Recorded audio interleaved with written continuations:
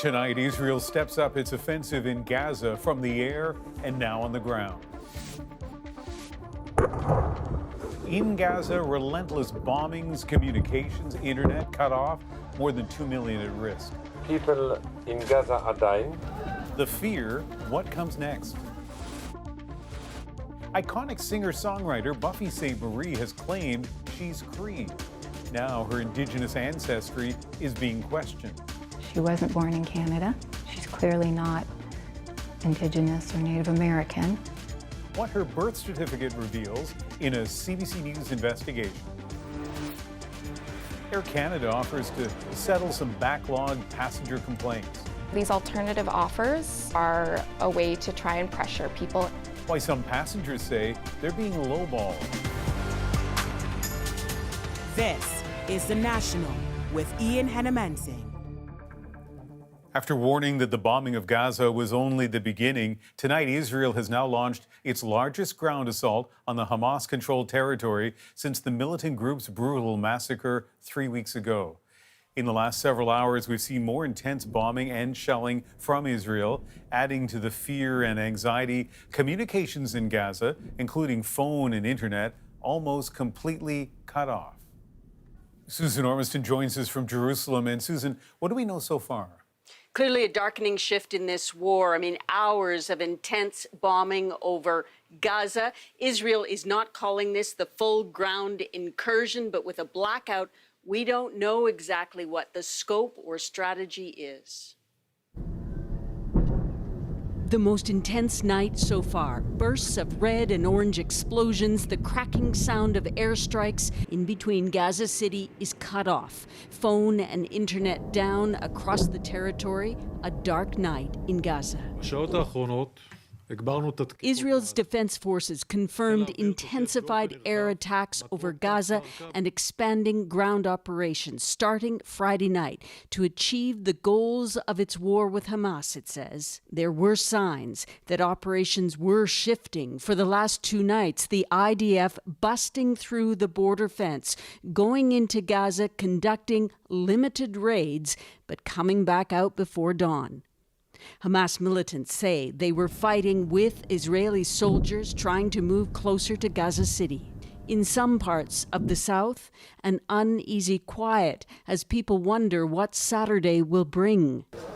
The daily pounding from above has just brought more death below and wrenching sorrow. 14 people were killed, all females, among them a 2-month-old baby, he says, and my niece, who was a year old. I don't know what to do. Gaza is on the brink. Another 10 trucks with supplies arriving from Egypt, amounting to just crumbs of aid, says the main UN agency operating in Gaza. Basic services are crumbling. Medicine is running out. Food and water are running out. The streets of Gaza have started overflowing with sewage. Gaza is on the brink of a massive health hazard. Israel has been heavily criticized for earlier attacks close to hospitals like Al-Shifa in Gaza City. The IDF produced animations and aerial photos. Hamas has turned hospitals into command and control centers. Proof, it says, of a web of underground tunnels and rooms. Hamas wages war from hospitals. A threat for ground troops pushing further into Gaza City. They are connected in a way that Hamas terrorists can move from one area to another, and everything is done underground. It's very, very difficult to detect this. Before dark, reports had circulated that a deal to release some hostages might be close. Israel denied it, and now their fate, too, is much more complicated. Susan, what are you watching for in the hours to come? Well, some big questions, Ian. I mean, those troops and tanks, will they exit Gaza as they have over the past few days? What will Hamas do? It's proven it has rockets still that can reach central Israel. And what will its allies do? And finally, the negotiations about some kind of humanitarian pause and about the release of those hostages. Are all those talks on hold or lost? The uncertainty has really ratcheted up. Susan Ormiston reporting from Jerusalem tonight. And as Israel's offensive ramped up, the United Nations General Assembly voted overwhelmingly for a humanitarian truce to allow desperately needed aid into Gaza. ES 10 L25 is adopted. Among the countries that voted against it, the U.S. and Israel, which denounced the entire UN. The UN no longer holds even 1 ounce of legitimacy or relevance. Why are you defending murderers? Why are you defending terrorists that deliberately beheaded children and abducted babies? What is going on here? Canada abstained from voting on the resolution after its amendment formally condemning the Hamas attacks on October 7th was rejected. The Canadian government has announced it will match donations of aid to the Palestinian territories up to $10 million. But at this moment, it's not clear how that aid would reach those who need it. There's breaking news out of Maine tonight. The suspect, believed to have shot and killed 18 people in Lewiston on Wednesday, is now dead. Katie Simpson is in nearby Lisbon, Maine, where Robert Card was found. And Katie, what are police saying tonight? The 48-hour manhunt is finally over, Ian. It was around 7:45 Friday evening when Maine State Police found the body of Robert Card with an apparent self-inflicted gunshot wound. It happened right here in the community of Lisbon Falls. It's about a 25-minute drive from Lewiston, and it's not far from that boat ramp that police had been searching around. That, of course, is where Card's car was found abandoned Wednesday in the hours after that deadly shooting rampage. Once the information was confirmed, state and local officials called an emergency news conference to make the announcement official. Like many people, I'm breathing a sigh of relief tonight, knowing that Robert Card is no longer a threat to anyone. We're going to continue to work. We're going to persevere. And we've become better people for it in terms of working together as teams. We've learned a lot from some mistakes. We've won a lot of accomplishments this evening.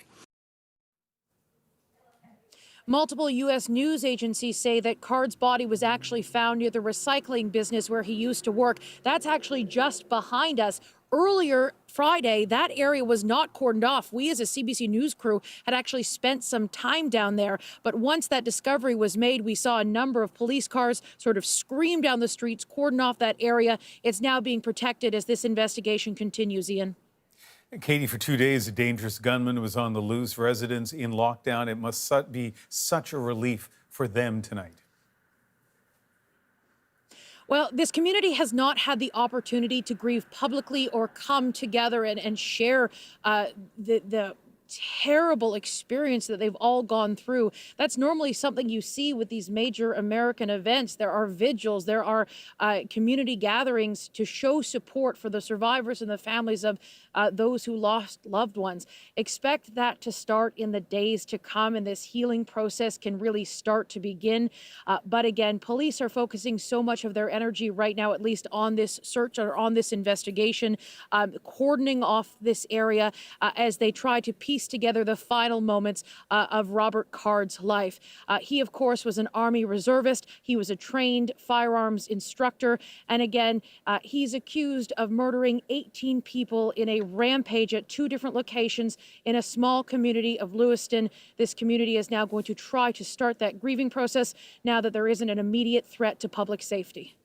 Much more to learn on this story. Katie, thank you very much for your reporting. Now to reaction to a CBC News investigation. For decades, Buffy Sainte-Marie has been celebrated as a world-renowned Cree singer-songwriter, born, she said, on a First Nation in Saskatchewan. But now there's serious questions about those claims. Through a months-long investigation, the Fifth Estate has found serious contradictions in her story after examining genealogical records and hearing family accounts. Senior CBC News reporter Jeff Leo led that investigation, and he begins our coverage. Though Buffy Sainte-Marie is in her 80s, she continues to be celebrated as a voice for Indigenous people. Just last year, a concert was held in her honor at the National Arts Centre in Ottawa. Buffy Sainte-Marie has led the way for Indigenous music on this beautiful land. After her career took off in the 1960s, Sainte-Marie claimed to be Cree, born on the Piapot First Nation in Saskatchewan. She has said she was adopted as a baby by an American couple, Albert and Winifred Sainte-Marie, who raised her in Massachusetts. She says later in life she went back to Piapot and was adopted by a family there. She has won multiple awards reserved for Indigenous musicians and is considered to be the first Indigenous person to have won an Oscar for her song, Up Where We Belong. However, her niece, Heidi Sainte-Marie, says her aunt's ancestry story is an elaborate fabrication. I mean, she's clearly born in the United States. She's clearly not Indigenous or Native American. The Fifth Estate obtained Sainte-Marie's birth certificate, which indicates she was born in Stoneham, Massachusetts, to white parents, Albert and Winifred Sainte-Marie, the very people Sainte-Marie claims adopted her. Her lawyer says that document may not be authentic, but the Stoneham town clerk says that's not possible. I can say absolutely with 100% certainty that this is the original birth certificate. She was not born in Canada. Métis lawyer Jean Thaye is an expert on false Indigenous ancestry claims. They're taking that opportunity from a real Indigenous person. She says Sainte-Marie's story follows what has become a familiar pattern in Canada. Buffy's a good musician and she writes beautiful songs and she's done some amazing things. Did she have to do it in red face? That's the question, and I would argue that she didn't have to. She chose to do that. Sainte-Marie declined our interview requests. However, on Facebook, she posted a video statement saying she is, quote, a proud member of the Native community. But there are also many things I don't know, which I've always been honest about. I don't know where I'm from, who my birth parents are. Jeff, we just heard Buffy Sainte-Marie saying that she doesn't know where she's from. Is that a change in her story? Yeah, well, it certainly does contradict things that she's said in the past, and I'll give you one example. In 1971, she wrote the Buffy Sainte-Marie songbook. She wrote it, she illustrated it, and in that book, she wrote that she was born on the Piapot First Nation in Saskatchewan. Now, that video statement we just saw, she goes on to say in there that she realized decades ago that she would never know precisely where she was from. Now, we did provide her with this birth certificate from Stoneham Town Hall, but one of her lawyers has said to us that document may not be authentic.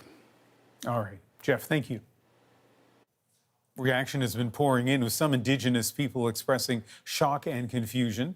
But as Sam Sampson shows us, there's also compassion and support. These are some earrings that Buffy made for me. A gift from an icon, kept with compassion. I love Buffy and I send all my love to her.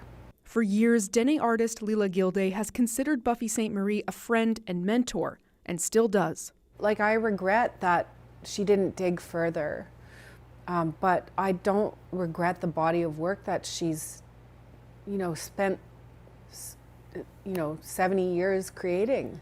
Sainte-Marie has said she's a Cree woman born in Piapot First Nation in Saskatchewan, then adopted by an American couple. But the CBC's Fifth Estate investigation calls that ancestry into question. Sainte-Marie has not addressed these issues directly with CBC News, but in a video posted Thursday, she calls the allegations deeply hurtful and continues to claim an Indigenous identity. I know who I am, I know who I love, and who loves me. And I know who claims me. A Piapot family that says it ceremoniously adopted Sainte-Marie into their family decades ago issued a statement calling the allegations hurtful, ignorant, colonial, and racist, and that Canada does not get to determine who we claim as family, and neither does the media. When Buffy won an Oscar, we all won an Oscar. Piapot acting chief Ira LaValle says his community was surprised as anyone about the news, but they're backing their traditional ways. We can't just adhere to what's convenient in the moment. I'm speaking because we do have one of our families in our communities that did adopt her. Regardless of her ancestry, that adoption in our culture to us is legitimate. Others, like Crystal Samaginus, express pain. She was separated from her Plains Cree family during the 60s scoop. Her story was featured in a CBC podcast. She was all I had to look to. So now I've had to reframe my heroes. I forgive Buffy, I love Buffy, but I think we have to make room for truth. For some, Sainte-Marie's music and advocacy for the community is what matters. I'm glad these truths have come to light, but it doesn't change the fact that she's given her whole heart to our Indigenous music community and her family, her Indigenous family. Don't stand between the reservations. Some standing behind her as others try and come to terms with the revelations. Sam Sampson, CBC News, Regina. To help explain how, when, and why CBC News investigates claims of Indigenous identity, you can read the CBC editor's blog. That's at cbcnews.ca. And you can watch the entire Fifth Estate investigation, Making an Icon, on CBC Gem and CBC's YouTube channel. People came together to grieve tonight in Sault Ste. Marie, Ontario, a city rocked by a murder-suicide earlier this week, 3 children among the dead. As Katie Nicholson shows us, many there are demanding politicians do more to stop intimate partner violence. Frigid rain and wind lashed their faces.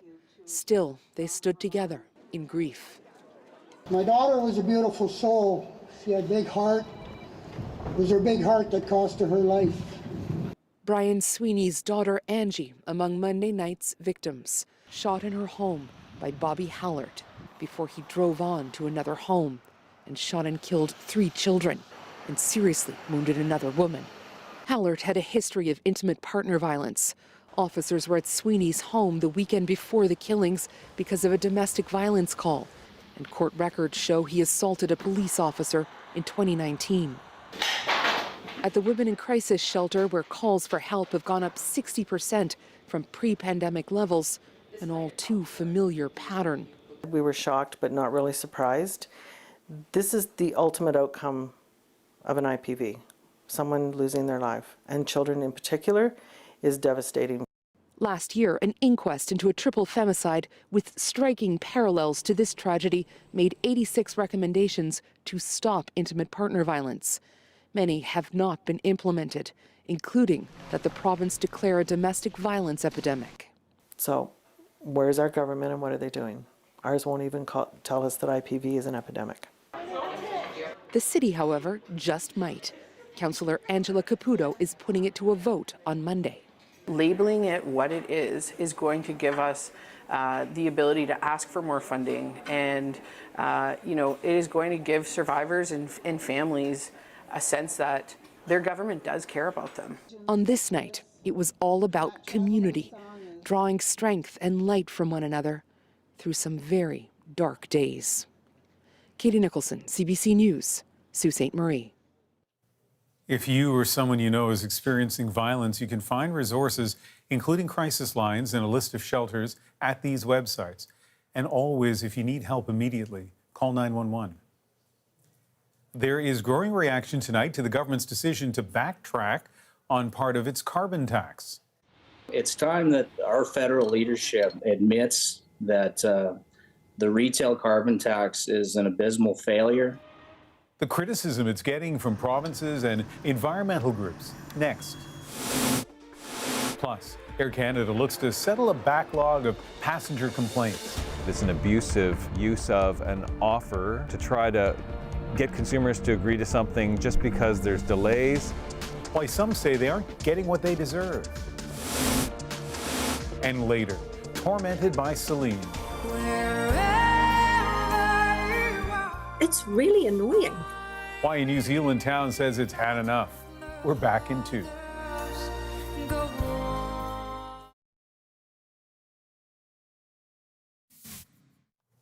Donald Trump's daughter Ivanka has been ordered to testify at his civil fraud trial in New York. The judge ruling she's still intertwined with the Trump Organization and has knowledge of a loan in question. Ivanka Trump's lawyers are likely to appeal. Former president accused of grossly inflating assets to secure massive loans. Reactions pouring in tonight to the federal government's backtrack on the carbon tax. The new home heating oil exemption largely benefits Atlantic Canadians. As Kate McKenna shows us, it has critics calling the move unfair. Justin Trudeau is in total panic mode. Pierre Poilievre is turning up the heat on the Liberals. Justin Trudeau's not worried about the cost of living. He's worried about the cost of votes.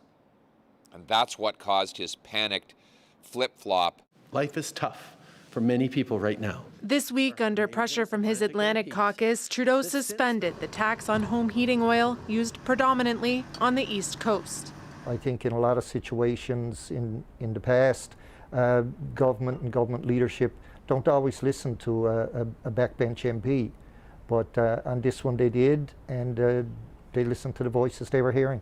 I'm a proud Albertan. But Alberta's finance minister says Western Canada is feeling the cold shoulder. He spoke to CBC's chief political correspondent, Rosemary Barton. It's time that our federal leadership admits that the retail carbon tax is an abysmal failure. I'm very, very happy for my Atlantic cousins, but I certainly think it's unfair. Environmental advocates aren't happy either. It undermines the credibility of Canada's carbon pricing, which really tries to send as broad and robust a pricing signal across the economy. Canada's environment minister says suspending the tax wasn't his first choice. My preference would be to not have to make those accommodations, but we live in a world where some people are challenged with affordability right now, and we have to be able to course correct. Stephen Guilbeault says this decision is pragmatic, not political. He says helping Atlantic Canadians transition from oil to more fuel-efficient heat pumps is key to lowering Canadian emissions in the long term. But he says there won't be any additional concessions for other provinces. Kate McKenna, CBC News, Ottawa. With a massive backlog of passenger complaints, Air Canada is looking for some quick settlements. These alternative offers, in my view, are a way to try and pressure people into accepting less than what they deserve. Why some feel they aren't getting a fair deal. Plus, a community grappling with tragedy. I'm angry because these deaths just keep on happening. Can more be done to prevent it from happening again? And the New Brunswick businessman taking action on homelessness. What we're doing here isn't just building a little community, but we're building community in our city. How it's already changing lives. The National breaks down the stories shaping our world. Next.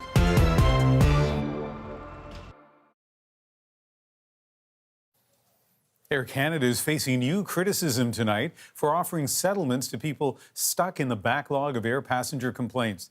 As Sophia Harris reports, some customers feel the compensation offered is below what they deserve. After Air Canada rejected Samantha Smith's compensation claim, she took her case to the Canadian Transportation Agency. But it's stuck on a big backlog. The wait time between when you submitted your case and when it is reviewed can be more than 18 months. So she was hopeful when Air Canada sent her this email. It mentioned the long wait. There is a significant backlog of cases before the CTA at this time. And it offered to settle her case now. The offer, $225 or a $400 travel voucher. That's in addition to a $700 voucher already offered.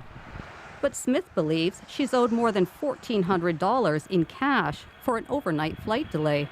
$225 doesn't even cover my out-of-pocket expenses just for the hotel room. And so these alternative offers, in my view, are a way to try and pressure people into accepting less than what they deserve. CBC News spoke with 5 passengers who said Air Canada offered them less than what they believe they're owed. Even so, 2 said they agreed to a settlement rather than wait out the CTA backlog. It's really kind of unconscionable. This consumer rights advocate says Air Canada shouldn't meddle in the CTA process.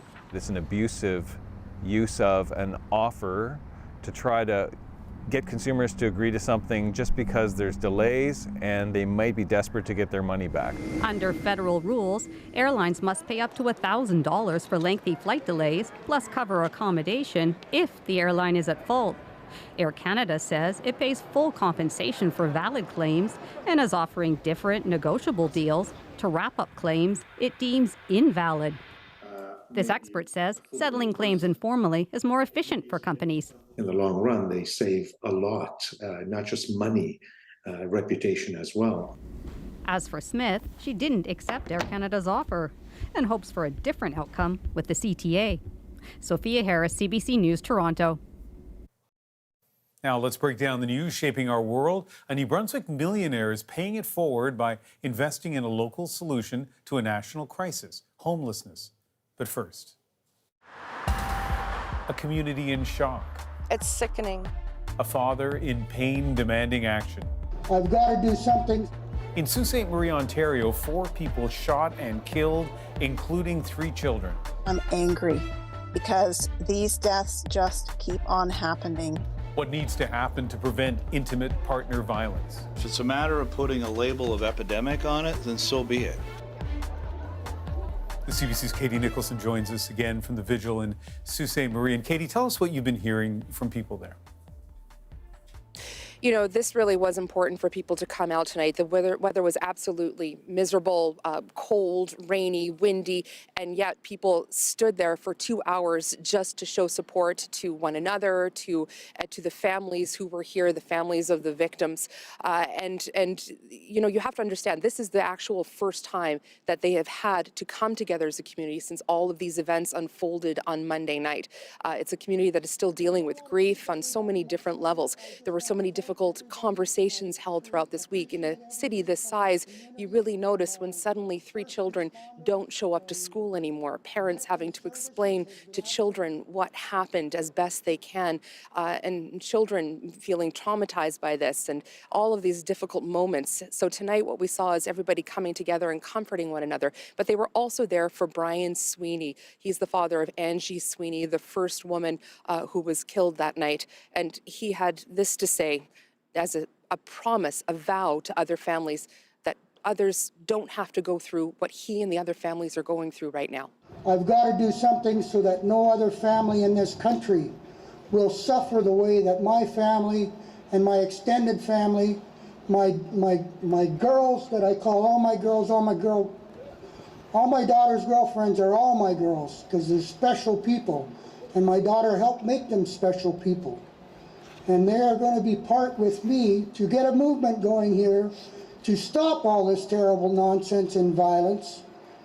And I'm not just going to start here. I am going to ask our Mr.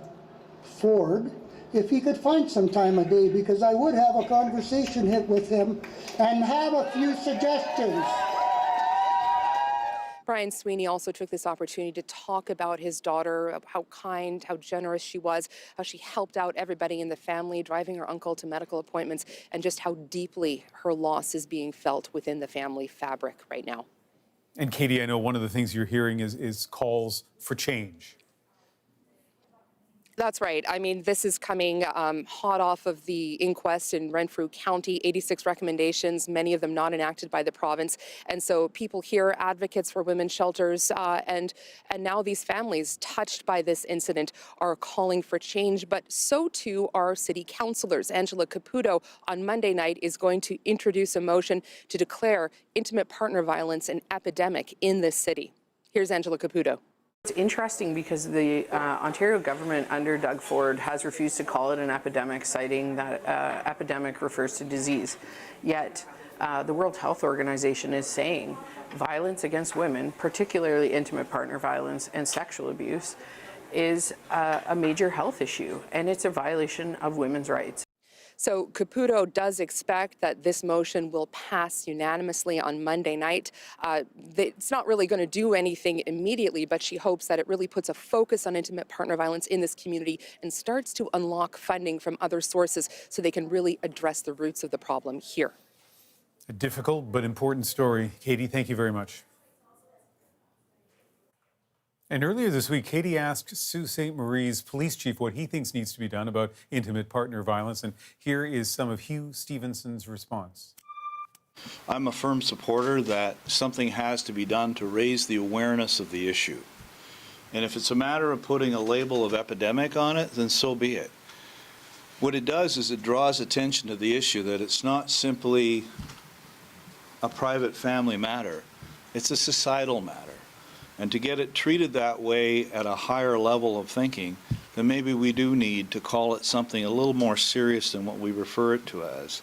It starts in the schools, it starts in the churches, it starts in our social clubs, and we engender respect. And then when we see sickness, we can deal with it. But if we avoid it, this will continue. Pamela Cross is a lawyer and a member of Ontario's Domestic Violence Death Review Committee. And I'm curious about what went through your mind when you first heard that news from Sault Ste. Marie. I had three different reactions really all at once, Ian. I, of course, felt a great deal of sorrow that more lives had been lost to an act of intimate partner violence. But I also felt frustrated and I also felt angry because it's almost the end of 2023. We know what we need to do to prevent these deaths from happening, and yet they continue to happen. We know so little, so few details from Sault Ste. Marie. Is there anything you've heard to this point that makes you think, okay, here's something that should have been done differently up there? It's really too early to start to do that kind of analysis. I think one thing I'll say on the positive side is that I was really pleased that very early on, the chief of police identified this as an intimate partner violence event. Very often, the police will say things like, there's no danger to the public. And those of us who do this work know that means, oh, this was probably an intimate partner violence incident of one kind or another. But the police in Sault Ste. Marie identified it for what it was right away. A couple of days later, we heard that there had been a call to the police, perhaps 1 or 2 days before the shootings. But even that, it's impossible to interpret what that call was about. Was it one in which someone was asking for help? Were they looking for information? We just don't know. It's too early to analyze the details of this particular case. As you know, we have a limited amount of time here for this interview, but I wonder if you can give me, and you can decide, is it 1 or 2 or 3 examples of things that can be done, whether it's in Ontario or other parts of the country as well, to prevent or at least reduce the number of these murders in the future? One thing that we need to do everywhere in this country is to understand that addressing this issue takes an all-of-society approach. Lots of systems need reforms, always. Lots of systems need more money, but we all have a role to play in this. And so we need to be paying attention to the people around us, the people we care about, the people we work with, so that we're noticing whether something isn't right. And then we need to be ready to ask that person, are you okay? What can I do to help? That's not going to solve the problem, but if we just turn our backs on these situations because we feel too awkward about getting involved, there will continue to be these kinds of deaths, and importantly, thousands and thousands of more situations that don't result in death, but in which a woman usually is being victimized by her partner. And you come to this with a lot of study, right? You know a lot about this, and so let me ask you, those small interventions, if I can call them small interventions on a personal level. I mean, I understand theoretically that's a good idea, but will they actually save lives? They will save lives. Women who are in relationships where their partner is abusing them often feel very isolated. They think, oh, this is just about me. Nobody else is going to believe me. As soon as they know that there's somebody there who believes them, they're able to reach out for help.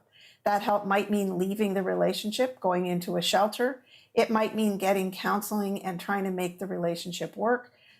But until that person feels like they have somebody who will believe them and who they can trust, they are so isolated that it increases their risk significantly.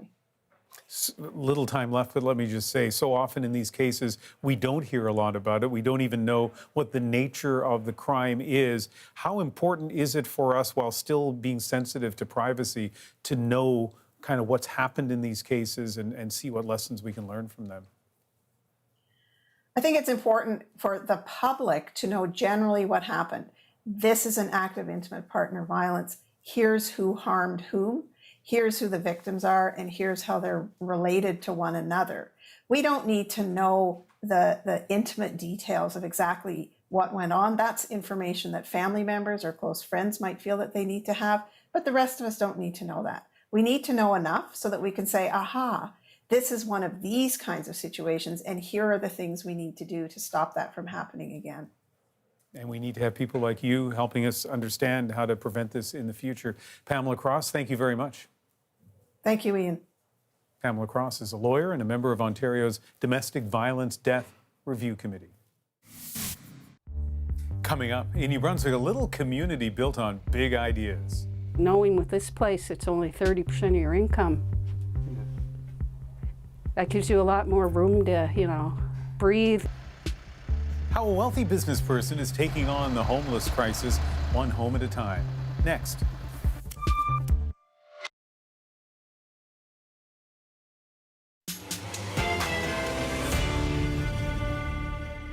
From homelessness to hope.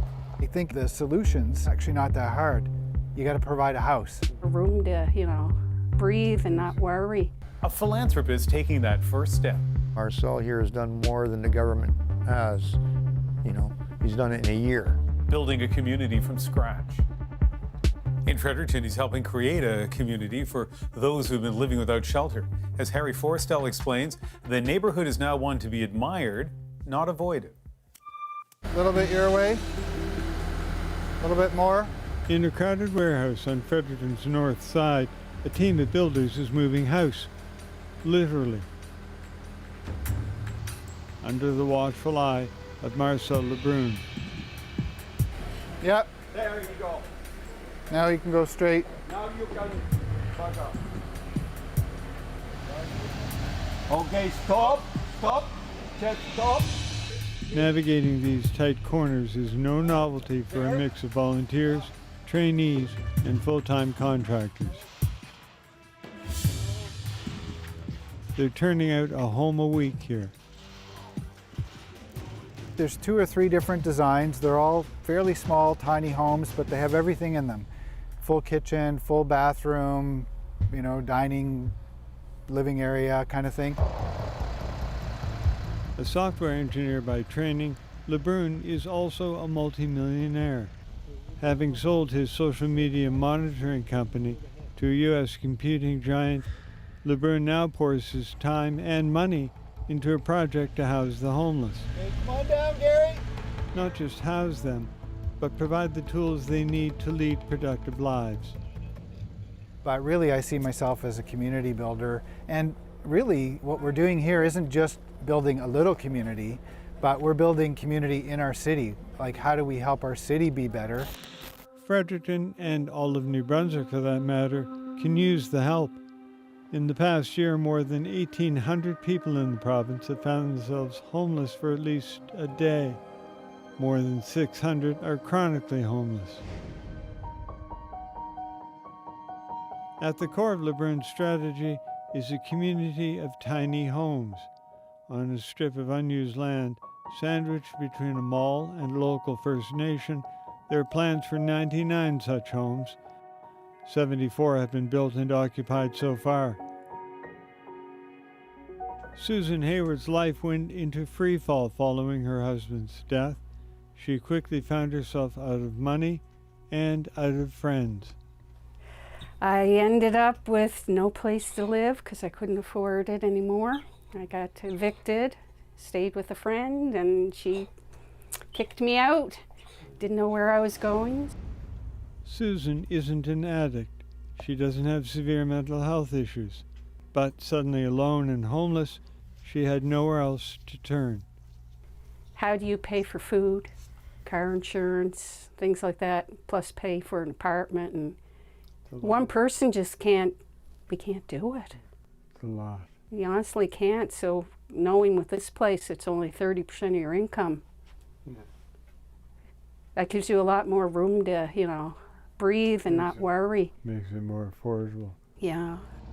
Room to breathe and not worry. It's all Susan and her neighbors are looking for. Randy Birch lived in his car for a year before he got on the list for a home at 12 Neighbors. Now he works as a landscaper for the community. I can remember 30 years ago that the government promised homelessness was going to end in 10 years. Well, here we are 30 years later, and Marcel here has done more than the government has. He's done it in a year. The fact is, the number of homes on this site represent just a drop in the bucket compared to what's really needed. Marcel Lebrun plans 99 homes here, but admits he could easily fill 200.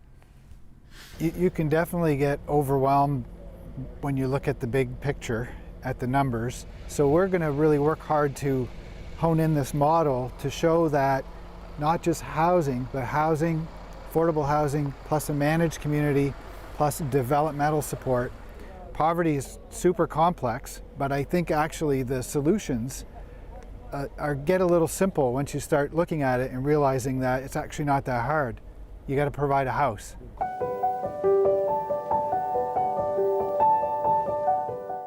This concept isn't without its concerns. Drug addiction, the sex trade, and interlopers who don't respect boundaries aren't easily left behind. The community employs state-of-the-art security, and it limits access to protect residents from the worst of life on the streets. We have gates that close at night just so that our community members can come and go. They have cards if they have a car, or if they have a guest, they can register them. But if someone is unregistered, they can't just drive in. And out here, you're going to have the coffee bar. So definitely we have to have a lot of people here. The heart of the 12 Neighbors community will be this enterprise center. There's space here to build more tiny homes for other sites, to open a coffee shop, a teaching kitchen, and even a silk screening business, where Samantha Seymour is learning a trade. First there's housing, but then there's a community, right? So I have a community of friends who some I call family, right? I have a job because of 12 Neighbors, right? And there's other opportunities, right? So I got counseling when I first moved to 12 Neighbors. Like a counselor came to my house, so there's that. But it's a sense of belonging.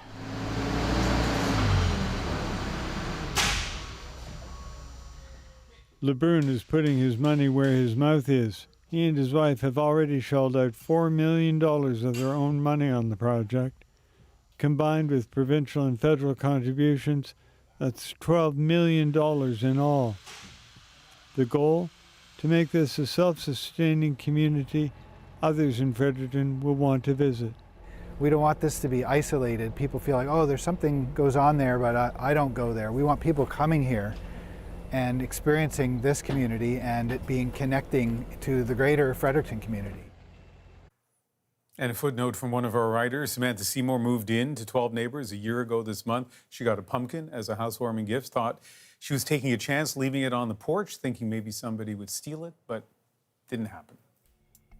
Coming up, can you ever have too much Celine Dion? People have had enough and they want some sleep. It's really annoying. Why one city in New Zealand is pleading for the queen of power ballads to please stop. That's next in our moment.